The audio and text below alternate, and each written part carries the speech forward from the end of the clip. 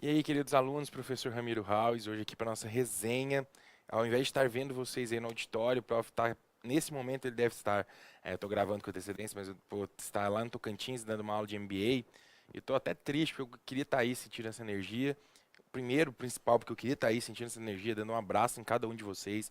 Nossa caminhada nesse curso do IGD foi muito divertida, foi de muito conteúdo, a gente se dedicou demais. Esse é o motivo principal de eu realmente estar triste. Eu queria estar aí, ó, já deixo um beijo grande a vocês. O segundo motivo é porque eu tô me vendo na câmera e vocês não têm noção como câmera engorda, tá? E aí o professor fica chateado, porque fica se vendo, fica frustrado com essa imagem horrorosa. Queridos, brincadeira à parte, vamos lá, a gente separou 10 dicas de temas que a gente acredita que vai cair. E eu ainda vou dar uma ênfase em cinco principais dessas que a gente acredita que vai cair. Então dê uma atençãozinha, dê um gás, vamos com tudo para que amanhã vocês acertem as 5 questões de processo de trabalho. Certinho? Qualquer dúvida, pessoal, o prof está à disposição. Vou responder mensagem ainda hoje, mais tarde, porque eu dou aula até às 8, mas podem mandar mensagem no Instagram, no WhatsApp. O prof ainda ajuda vocês hoje, antes da prova, se der aquele desespero, der aquela dúvida. Mas eu, inclusive, tive um bate-papo com vocês, bate-papo da nossa última aula, que eu tenho certeza que vocês já estão carregando essa semana, que vocês estão se vendo como os verdadeiros vencedores que são. Certinho? Vamos começar a trabalhar, pessoal? Olha só, primeira dica nossa aqui. E eu até fiz questão de frisar que essa questão de advogado na justiça do trabalho, ela é extremamente recorrente. Inclusive, eu deixei aqui que está mais na moda que deixar de seguir a Marina Rui Barbosa, que é para vocês lembrar que essa dica está muito na moda mesmo. Dando uma atençãozinha aqui especial para o prof, gente, olha só, essa dica que a gente vai falar, e é recorrente, um mínimo recorrente, eu quero que vocês vão, porque pode te ajudar a responder uma questão de recurso, pode te ajudar a responder uma questão de acordo extrajudicial, de ação rescisória, mandado de segurança, eu vou dar várias observações aqui. Vamos lá. Seguinte, aí eu quero que vocês lembrem, Justiça do Trabalho, em regra, quando for relação de emprego, eu não preciso contratar advogado. Então, nesses casos, existe um princípio que é chamado jus postulandi, que a própria parte pode ingressar em juízo, seja ela empregado ou empregador, sem a presença de advogado. Tranquilo, isso eu acabei de perceber que eu estava olhando para baixo, mas agora eu estou olhando mais nos olhos de vocês. Ela pode entrar sem a presença de advogado. Só que nós temos aqui 5 exceções às quais o jus postulandi não se aplica. E quais são as 5 exceções, me lembrando que vocês estão cansados de saber. Vamos lá, podemos verificar aqui na tela. A capacidade postulatória, que nós já falamos, né, os empregados e empregadores podem reclamar pessoalmente perante a justiça até o final. E as nossas 5 exceções aqui são, lembre daquele mnemônico brega do prof, jus postulante não pode amar a ex. E aí lembrar que o não é para lembrar que não cabe. Opa, dando spoiler aqui, né? O não é para lembrar que não cabe jus postulante. Em quais situações?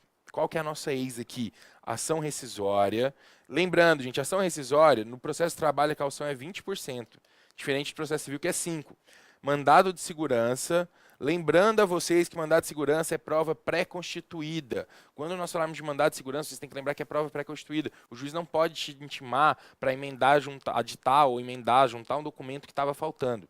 Tranquilo isso, gente? Então, mandado de segurança, prova pré-constituída, vocês não vão ser intimados para corrigir o seu mandado se estiver faltando algum documento. Certo, voltando aqui.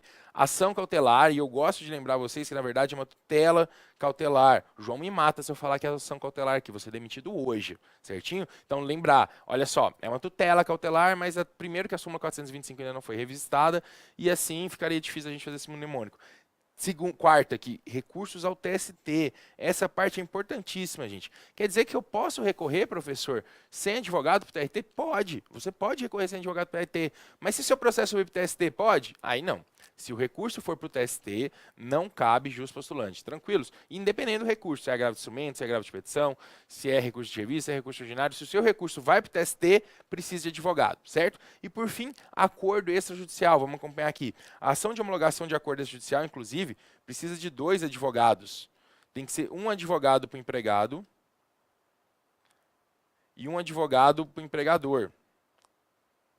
E um caligrafista para o Ramiro. Por quê, gente? Porque não pode ser um advogado comum a ambos. A ação de homologação de acordo judicial precisa de um advogado para cada parte. Certinho? Vamos acelerar aqui que a gente tem mais um monte de dicas. A próxima dica é honorários. Na vez passada, na resenha passada, o prof. Inclusive alertou vocês que achava que ia cair uma questão de honorário de sucumbência. Na prova estávamos com honorário de sucumbência. Dessa vez, o prof. Acha que o tesão da FGV aqui vai ser nos honorários periciais. O que são os honorários periciais? Nós vamos discorrer sobre ele agora. Mas primeiro vamos falar de sucumbência. Ai, prof, caiu na prova passada, não vai cair de novo. Pode cair de novo. Volta aqui para mim, gente. Pode cair de novo. Não é porque não caiu na prova passada que não vai cair nessa. Tranquilos? Eu quero que vocês lembrem o seguinte. Parem, verifiquem aqui. Vocês tiveram aula agora da Ana Paula. Uso do administrativo. Um beijo para a Aninha também. Olha só, quem que vocês acham? Eu não vou usar mais o exemplo que já está batido, mas vocês acham que quem tem mais dinheiro, a Ana ou o Ramiro? Uma advogada, ex-advogada agora, que trabalha com direito público ou trabalhista? Lembrem, olha aqui, vocês estão vendo essa cara de pobre que estava olhando para o chão no começo do vídeo? Sou eu, advogado trabalhista, o honorário é menor. Acompanha aqui comigo, olha só, sem dúvida. Advogado trabalhista é a cara da pobreza, ele não tem dinheiro paterno. Tá até com cara de quem está pagando 1000 boletos da Casa Bahia. Agora o advogado tributarista, que gracinha. Lembrem que o advogado trabalhista é de 5 a 15%, tá? Ao passo que o advogado tributarista é de 10 a 20%.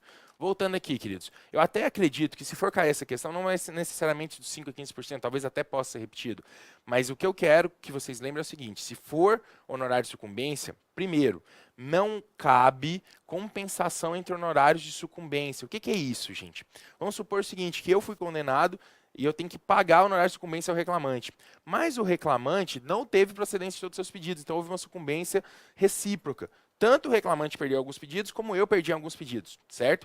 Então eu tenho que pagar o honorário de sucumbência ao advogado do reclamante, o reclamante tem que pagar o honorário de sucumbência ao meu advogado. Não pode o juiz, vamos supor que ficou fixado 2.000 para cada um, 2.000 para mim, 2.000 para o reclamante. Não pode o juiz falar, olha, já que cada um deve advogado da outra parte, ninguém deve ninguém. É vedado compensar honorários. Tranquilo, é tipo quem fala que chifre trocado não dói. Dói sim, só você que está carregando que vai sentir esse peso. Tranquilo isso, gente? Beleza.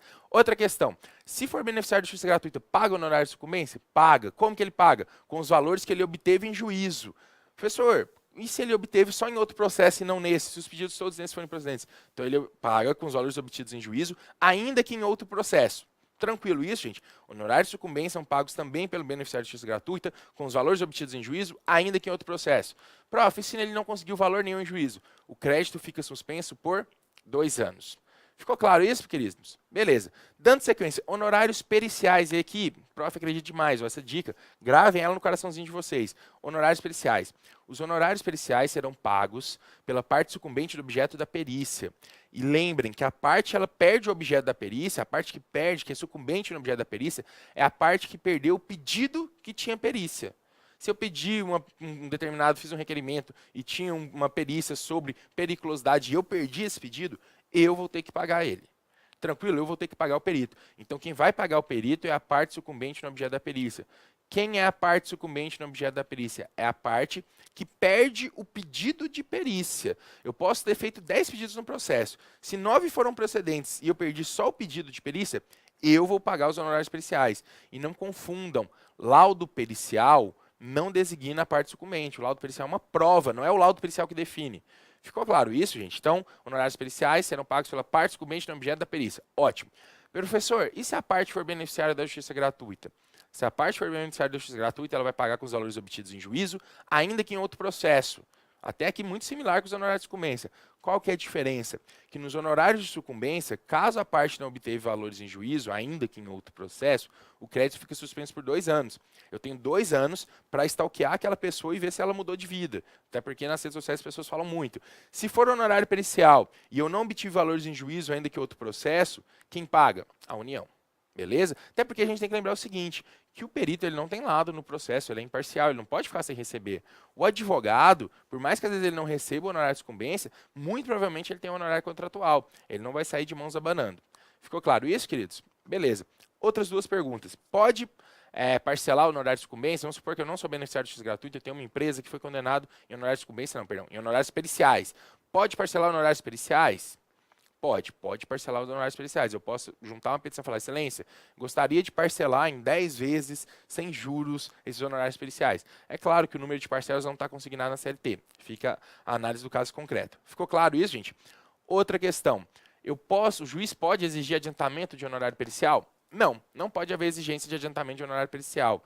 E se porventura o juiz fizer essa decisão, é uma decisão interlocutória, lembrando que decisão interlocutória não cabe recurso. Tranquilos? E para vocês não esquecerem, gente, dá uma olhadinha aqui. Não confundam isso, por favor. Não confunda. Assim como essa foto, realmente, né, o Sidney Magal parece a Dilma nessa foto. Não confunda honorários periciais com honorários do intérprete. São 2 questões diferentes.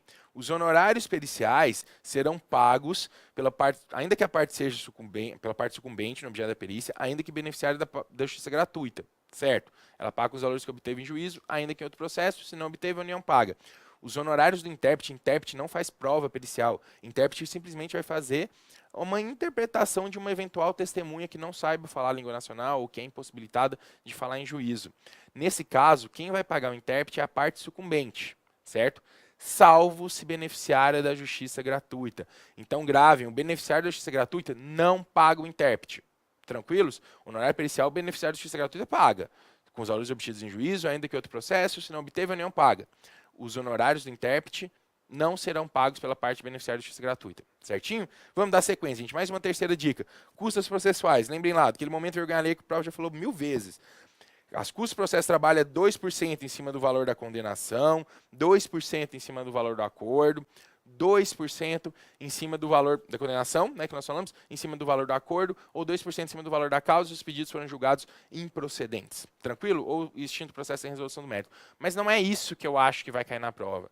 O prof acredita verdadeiramente que, se for cobrada essa questão, e nem tanto com tanto afinco como eu acredito em honorários, vai cair qual que é o limite das custas processuais. E o limite máximo, eu já falei com vocês, ele 4 vezes na nossa turma, que é 4 vezes o maior benefício da TRGPS. Lembra que a gente falou em todas as turmas, e são 4 turmas, 4 vezes o maior benefício da TRGPS. É uma pena que eu não estou aí, porque senão eu faria vocês falarem 4 vezes o maior benefício do teto da RGPS. Só para vocês esquecerem, eu não sei se eu ainda falei, mas são 4 vezes o maior benefício do teto da RGPS. Tranquilo isso, gente? As custas elas são de 2%, limitada a 4 vezes o maior benefício do teto do RGPS. Certinho? Dúvidas? Vamos dar sequência então, pessoal. Quem que é o beneficiário da justiça gratuita? Olha só, regra para a resposta de vocês, o beneficiário da justiça gratuita é aquele que recebe até 40% do teto do RGPS. E nesse caso, o juiz pode inclusive conceder os benefícios da justiça gratuita de ofício, mesmo que ele não requereu. Então, nesse caso, o juiz pode conceder os benefícios da justiça gratuita de ofício, sem requerimento, sem que isso vire um julgamento extra petita. Ficou claro? Mas eu só pedi para vocês tomarem um cuidado, porque se for perguntado e não indicar de onde é essa pergunta, se é conforme TST, se é conforme CLT, vocês vão falar que o beneficiário da justiça gratuita é aquele que recebe até 40% da RGPS. Prof, eu recebo mais, eu recebo 20 mil reais. Só que eu tenho 2 esposas, tudo bem, é legal, mas eu tenho 2 esposas, 5 amantes, 20 filhos, 2 cachorros, 2 gatos, 1 coelho e uma calopsita. Nesse caso, concordam que eu preciso do benefício da justiça gratuita? Claro que precisa. Então, eu não vou conseguir porque eu recebo acima de 40% da RGPS? Não. É 40% da RGPS, a parte não precisa comprovar. Quem recebe acima de 40% da RGPS pode conseguir mediante comprovação. Certinho? Mesma coisa para a pessoa jurídica. A pessoa jurídica pode conseguir o benefício da justiça gratuita mediante a comprovação do estado de hipossuficiência. E aí, dê uma olhada aqui. Eu só pedi para vocês tomarem um cuidado com a súmula 463 do TST. Porque se o exercício de vocês cobrar, olha, conforme entendimento simulado do TST, isso inclusive aconteceu na prova do TST do ano passado, se perguntar conforme entendimento simulado do TST, esquece essa coisa de 40% da RGPS e pensem que o beneficiário da justiça gratuita, se for pessoa física, basta pedir. Se for pessoa jurídica, tem que comprovar. Mas é só se o exercício falar conforme entendimento do TST. Tranquilo isso, gente? Beleza, vamos para a próxima. Olha só, juiz pode atrasar? O que vocês acham? Pensem só. Pode. Ele pode atrasar até 15 minutos. Professor, é em qualquer audiência? Não, apenas na primeira audiência da pauta. Lembrem que, vamos supor o seguinte, tem uma pauta de audiência aqui. Sei lá, Bolsonaro. Não quero polêmica, gente. Versus Golden Shower.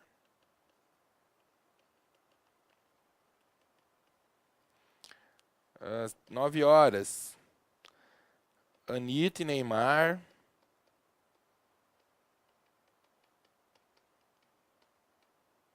Versus PIB do Brasil. Alguma coisa assim.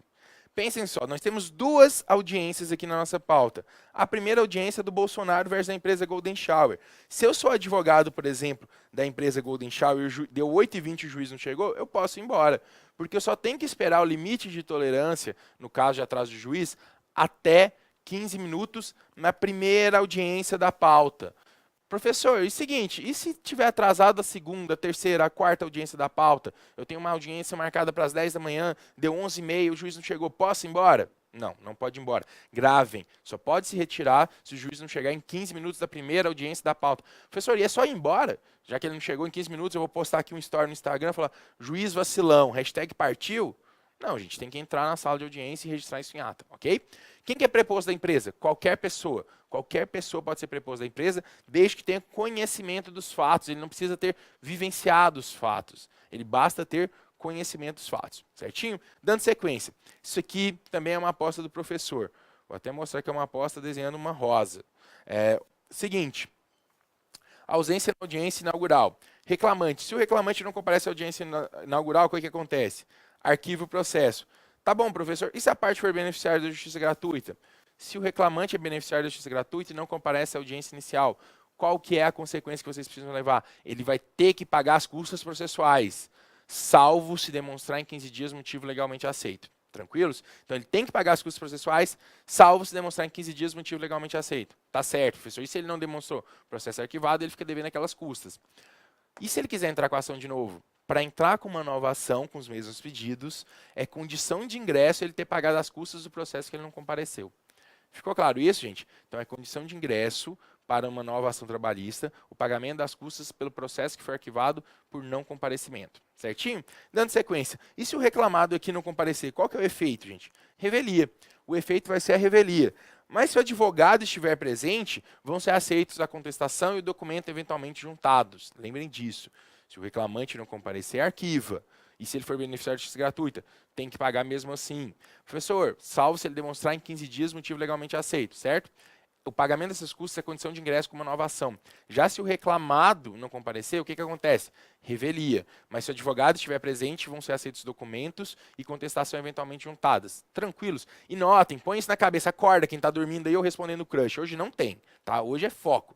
Olha só, brincadeira, o Romário se divertia às vezes e fazia muito gol. Podem se divertir desde com consciência. Seguinte, queridos. Se porventura, notem que o professor, aliás, antes dessa condicionante, notem que o professor não está falando empregado, empregador. Eu estou falando reclamante e reclamado. Se porventura a empresa entra com a ação, a empresa faz o papel do reclamante aqui. Então, se a empresa entra com uma ação de indenização, porque o Ramiro trabalha, vamos supor, eu trabalho numa determinada empresa, eu sou a figura central da empresa, a marca da empresa, aquilo que a empresa leva como imagem, e eu posto no meu Twitter uma foto de dois caras, um urinando na cabeça do outro. A empresa quer entrar com uma ação de indenização por danos morais contra mim, que sou empregado da empresa, ou fui demitido aqui por justa causa, incontinência de conduta. Queridos, vamos supor, nesse caso aqui, se a empresa entrar com uma ação, ela está fazendo o papel de reclamante, ela é o reclamante, então se o preposto da empresa não comparecer, arquiva. Tranquilo isso, gente, não é, as consequências aqui do não comparecimento não é na figura do empregado ou do empregador, é do reclamante e reclamado, certinho? Não caiu nesse pega. Isso aqui, prof, acredita demais. Dando sequência, mais uma dica. Olha só, pode haver acordo após a audiência de conciliação? Pode haver acordo a qualquer momento. O juiz é obrigado a homologar o acordo, queridos? Não, o juiz não é obrigado a nada. Então, se o juiz não homologar um acordo que foi feito entre as partes, não cabe mandado de segurança. Eu não posso entrar com mandado de segurança, por exemplo, e falar, excelência, o tribunal, o juiz não homologou meu acordo, faça com que ele homologue. Não é obrigado. Ficou claro isso? Beleza, vamos dar sequência. Respostas do réu, outra aposta do professor. Aqui eu vou desenhar alguma coisa mais bonitinha. Um solzinho para vocês verem que o professor está apostando muito nessa questão. Olha só, exceção de incompetência territorial. O que é uma exceção de competência territorial? A exceção de competência territorial é a defesa do reclamado que intenta mudar o local de competência do processamento da ação. Por exemplo, deem atenção, vou fazer aqui de novo para vocês lembrarem. Vamos supor que eu tenho uma ação que ela está correndo.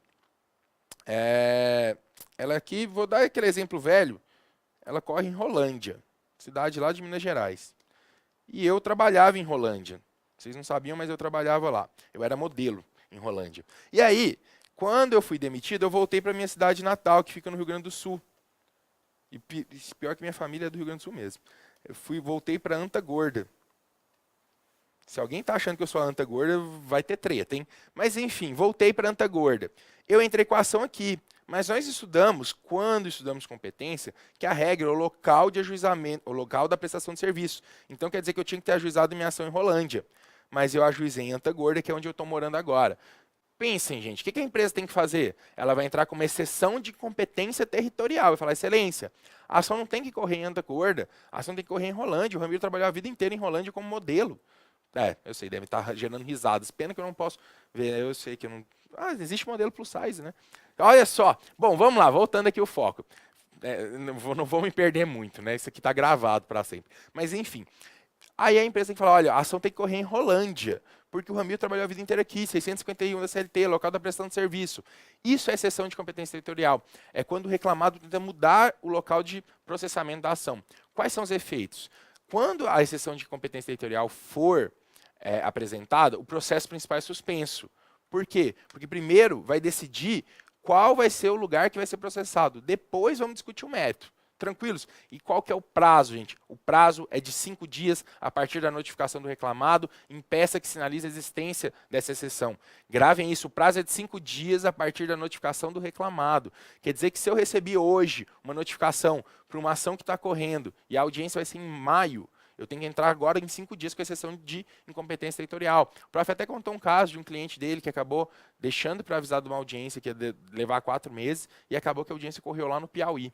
Tranquilos? Nesse caso, quando a empresa fosse intimada, ela tinha que entrar com uma exceção de incompetência territorial perante o juízo de Anta-Gorda em 5 dias. Senão o quê? Senão o processo ia acabar correndo lá, ela não ia conseguir trazer esse processo para a Rolândia.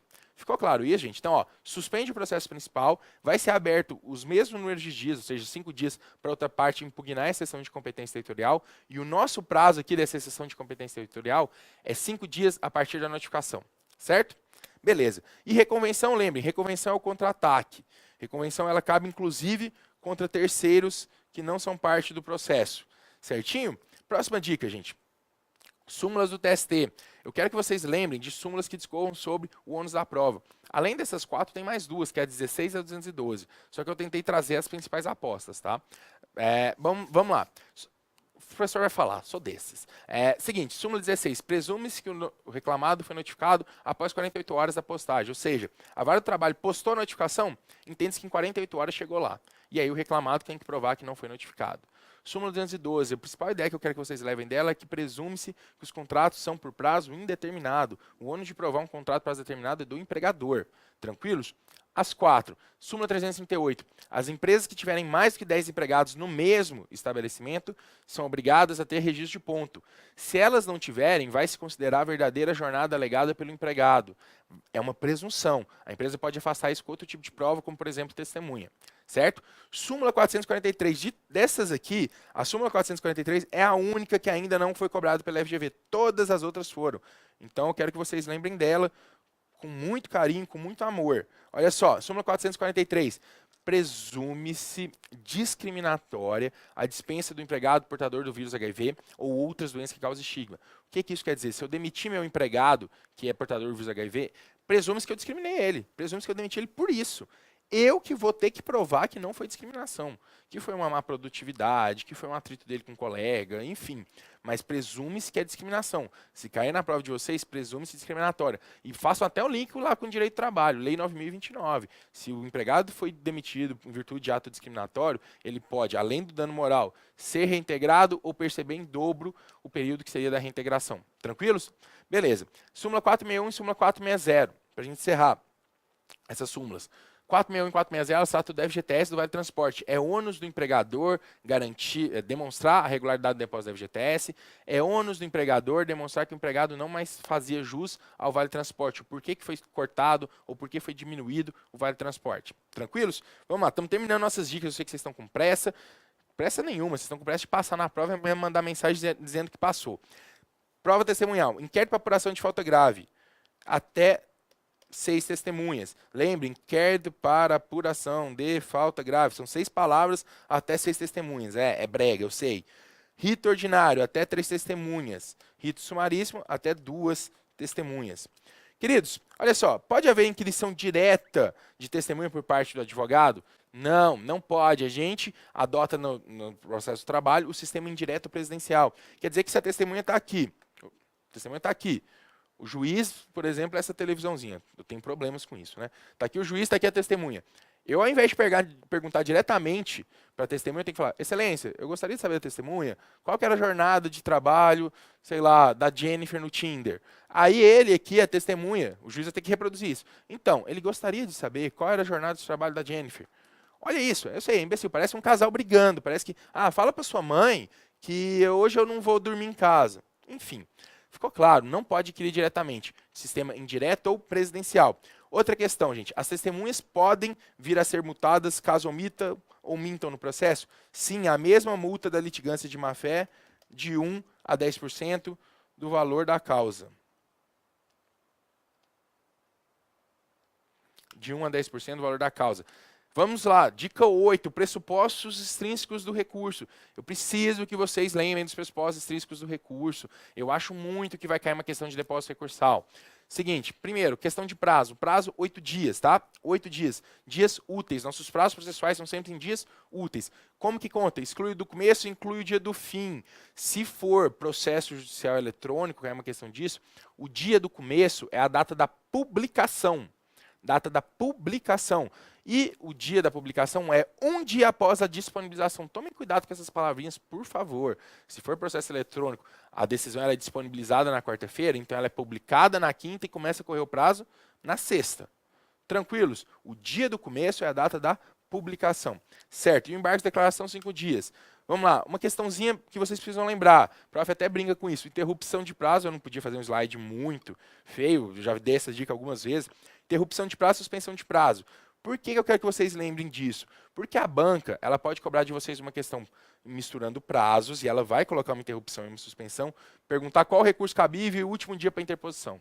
Então ela mistura você identificar qual o recurso cabível, identificar a contagem de prazos. Tranquilos? Então vamos lá. A gente já sabe que o prazo ele exclui o dia do começo, inclui o dia do fim, que são em dias úteis. Então eu não vou contar fim de semana e feriados, certo? E lembre, detalhe, se a parte for notificada no sábado, começa a correr o prazo na terça. Por quê? Porque para ser dia do começo tem que ser dia útil.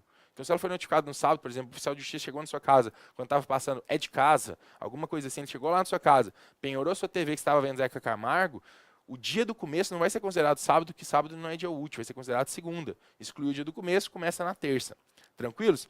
Vamos voltar aqui para a interrupção de prazo, gente. A interrupção de prazo, a gente tem um prazo que ele está correndo. Vamos supor aqui que eu tenho 8 dias para entrar com o meu recurso ordinário. No quarto dia, a parte entra com embargo de declaração.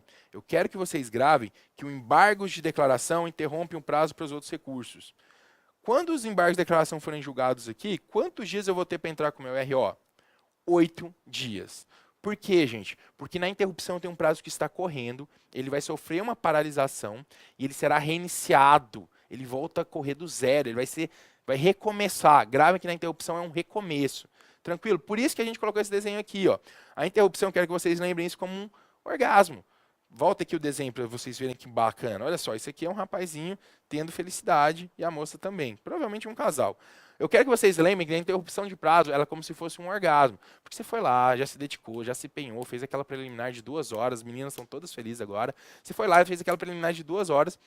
Aí quando você tem um orgasmo, você não vai começar, você não vai só mudar de posição, você vai ter que recomeçar mais uma preliminar de 2 horas. Então gravem isso, é como se fosse um orgasmo. Você vai ter que recomeçar todo o processo.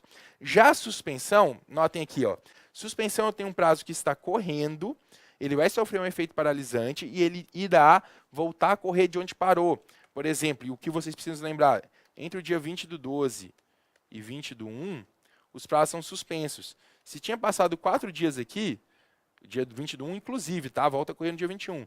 Eu vou ter mais 4 dias para entrar com o meu RO. Porque a suspensão, lembrem, que não é como um orgasmo, ela é como uma troca de posição. Você já esteve ali, já fez aquela sua preliminar de 2 horas, já está ali no bem bom, se empenhando. Vai trocar de posição, você não precisa fazer mais uma preliminar. Você só troca e continua de onde parou. Tranquilos? Beleza. Dando sequência, gente. Se a parte for notificada no sábado, quando começa a correr o prazo para interposição do recurso? Já falamos, na terça. Posso interpor recurso antes do início de fluência do prazo? Sim. Lembra, vamos supor que a parte foi intimada numa sexta e o prazo vai começar a correr na segunda. Eu posso entrar com o meu recurso no fim de semana. Há prazo em dobro para as partes que estiverem com diferentes advogados, diferentes escritórios? No processo do trabalho, não. Diferente do processo civil, em que há prazo em dobro, No processo do trabalho, nós não vamos ter esse prazo em dobro, quando for litisconsórcio com diferentes advogados de diferentes escritórios. Tranquilos? Vamos lá. Onde o professor acredita que há uma questão de recurso. Preparo, que não é uma música da Anitta. Seguinte, custas mais depósito recursal. O preparo tem que pagar as custas, que nós falamos que é 2%, limitado até 4 vezes até 10 GPS, mais o depósito recursal, que é uma espécie de garantia do juízo. Primeira pergunta, o recolhimento insuficiente das custas processuais ou do depósito recursal gera deserção de imediato? Não, não gera deserção de imediato. A parte tem que ser intimada para completar em 5 dias. Professor, e se eu não paguei a multa de litigante de má-fé, gera deserção? Também não. Por quê? Porque senão o preparo seria custas mais depósito mais litigantes de má-fé. Ficou claro isso, gente? Tópico aqui importante agora. Os próximos 2 tópicos, gravem, que para quem está dormindo aí é a hora de acordar, respirem, foquem aqui. É o momento de vocês prestar atenção e sentir vergonha alheia com o professor com as dicas brega que ele inventa. Vem comigo. Nós temos 3 entidades que são isentas de depósito recursal. Quais são essas entidades? Lembrem de uma historinha. Olha só. Estão vendo aqui o João Gordo? Quem que é o João Gordo? O João Gordo, ele ficou gordo. Por quê? Deixa eu contar esse caso para vocês. Ele ia muito lá no Burger King, e aí como toda pessoa pobre, o que ele faz? Quando você vai num lugar, tipo, o Ramiro vai no rodízio, eu penso, eu vou comer até morrer, porque eu tenho que fazer meu dinheiro valer a pena. Então quando ele ia lá no refil, ele ficava 30 minutos disponível, tomando refil, até ficar gordo. Então o João Gordo ficou gordo tentando tomar refil. Por que eu quero que vocês lembrem disso? Pelo seguinte, lembrem do João Gordo. Eu sei, professor, isso é brega pra caramba. Lembrem do João Gordo, porque o João Gordo aqui, ele é a justiça gratuita. Ou seja, os beneficiários da justiça gratuita estão isentos de depósito recursal. O refil são as empresas em recuperação judicial e as entidades filantrópicas. O RE é para vocês lembrar de recuperação judicial e o FIO é para lembrar de entidades filantrópicas. Queridos, professor, não vou conseguir lembrar essa sua história brega, esse seu storytelling, aí fica mais pedagógico, né? O que vocês fazem? Lembrem dessas 3 de qualquer forma. Beneficiário da justiça gratuita, entidade filantrópica e recuperação judicial estão isentos do depósito recursal. Detalhe, a massa falida está isenta do depósito recursal e das custas. Súmula 86. Massa falida está isenta do depósito recursal e das custas. E nós temos 5 situações, 5 entidades que vão ter também o depósito recursal diminuído, nesse caso, pela metade. Eles vão pagar de 50% do depósito recursal. Vamos comigo. Aí eu quero que vocês lembrem do meme. Quem que é o nosso meme, gente? Microempresa, empresa de pequeno porte, microempreendedor individual, empregador doméstico e entidade sem fins lucrativos. Pessoal, esses 5, lembrar do meme, ó, microempresa, empresa de pequeno porte, microempreendedor individual, empregador doméstico e entidade sem fins lucrativos. Esses 5, eles não precisarão fazer o depósito integral em cheio, eles vão fazer o depósito recursal cheio, eles vão fazer o depósito recursal pela metade. Lembre que 5, metade é 50%, tem que ser 5 entidades. Microempresa, empresa de pequeno porte, microempreendedor individual, empregador doméstico, entidades sem fins lucrativos. Gravem. Esse aqui eu quero que vocês gravem. Eu até fiz uma estrelinha para vocês lembrarem disso. Tranquilo, gente? Olha só. Então grave essa questão. Inclusive, aproveitem esse meme, foquem aqui no meme, para vocês não fazerem isso amanhã. Marcou a certa e depois trocou. Não troquem de assertiva. Não troquem de assertiva, pelo amor de Deus. Prometo que estou terminando aqui, gente. Prometo que senão vão me matar aqui. Eu vou cumprir os 40 minutos. Olha só. Dica. Recursos em espécie. É claro que não é uma aula de recursos, mas eu preciso que vocês lembrem de como poder identificar um recurso. Vamos lá. Recurso ordinário é o recurso cabível das decisões proferidas pelos juízes do trabalho, o juiz de direito, no exercício da competência trabalhista ou dos tribunais regionais de trabalho nos processos de competência originária. Perfeito. Pense, então, que ele é o primeiro recurso na fase de conhecimento. Ele é o primeiro recurso da fase de conhecimento. Ou seja, queridos, dá uma atenção. Sentença do juiz, a não ser que caiba, embargos de declaração que cabe a qualquer momento, sentença do juiz vai ser recurso ordinário. Se foi um acórdão do TRT, um processo que iniciou perante o TRT, é recurso ordinário. Gravem já na sequência que o recurso de revista é sempre um segundo recurso. Não existe recurso de revista se não existia anteriormente um RO, ou se for na fase de execução, se não existia um agravo de petição. E aí, detalhe, já lembrem que o agravo de petição é o recurso da fase de execução. e que se porventura o juiz acode trancar um recurso, ele negar submento ao recurso, cabe um agravo de instrumento. Tranquilos? Vamos pensar aqui, ó. O juiz, só para vocês enxergarem, proferiu a sentença. Eu comentei com vocês que o primeiro recurso da fase de conhecimento é um RO, então vai caber um RO. Vou entrar com o RO perante o juiz. Estando presentes os pressupostos recursais, ele encaminha para o TRT. Se não tiver presentes os pressupostos recursais, ele vai encaminhar para o TRT, por exemplo, se estiver sem preparo ou intempestivo? Não, ele vai negar submento. E aí, se ele negar submento, cabe agravo de instrumento. O TRT vai proferir um acórdão. Comentei com vocês que o recurso de revista é o segundo recurso. Então, desse acórdão vai caber recurso de revista.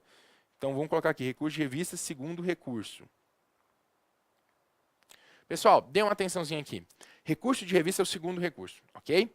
Recurso ordinário é o primeiro recurso processo de conhecimento. Se for na fase de execução, agravo de petição. O recurso de revista ele é o segundo recurso. Então, para a prova, só vai ser recurso de revista se já tiver antes um RO ou se já tiver antes um agravo de petição. Tranquilos? E aí, o prof montou um poeminha para vocês lembrarem do agravo de instrumento e do agravo de petição. Olha só. Agora um poema. Batatinha quando nasce, eu sempre achei que era espalhama pelo chão, mas ok. Espalha-rama pelo chão. Negou o submento, agravo de instrumento. Decisão na execução, agravo de petição. Pessoal, até gritem aí comigo. Se não gritar, tudo bem, eu não estou aí porque eu não estou passando vergonha. Negou o submento, agravo de instrumento. Decisão na execução, agravo de petição. Lembrem que o agravo de instrumento é um recurso, como até uma colega minha do GD já me trouxe isso, é um recurso Viagra. Ele ajuda a subir, ele faz subir o recurso principal que foi trancado no juiz ACO. Tranquilos? Beleza. E o recurso de revista sempre um segundo recurso. Nós não comentário rápido sobre o recurso adesivo. O recurso adesivo precisa de sucumbência recíproca. As duas partes têm que ter perdido. E a parte principal tem que ter perdido o prazo para recorrer. Eu até brinquei na sala, é tipo assim, tem um casamento da sua amiga hoje, no sábado. E aí seu boy arranja uma desculpinha, chega tarde em casa, se atrasa, qualquer coisa assim. Você vai brigar com ele no sábado? Não vai. Se fosse casamento do amigo dele, você brigava. Mas como é casamento da sua amiga, você não vai brigar, você vai dar aquela segurada na briga. Deixa pra lá, né? Porque você não quer ir pro casamento da sua amiga, vocês dois com cara de tacho. Mas daqui a uma semana, você que chega atrasada, faz alguma coisa errada, e ele vem brigar com você.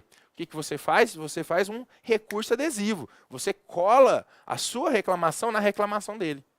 Você fala, não, mas espera aí, semana passada você que foi um babaca comigo.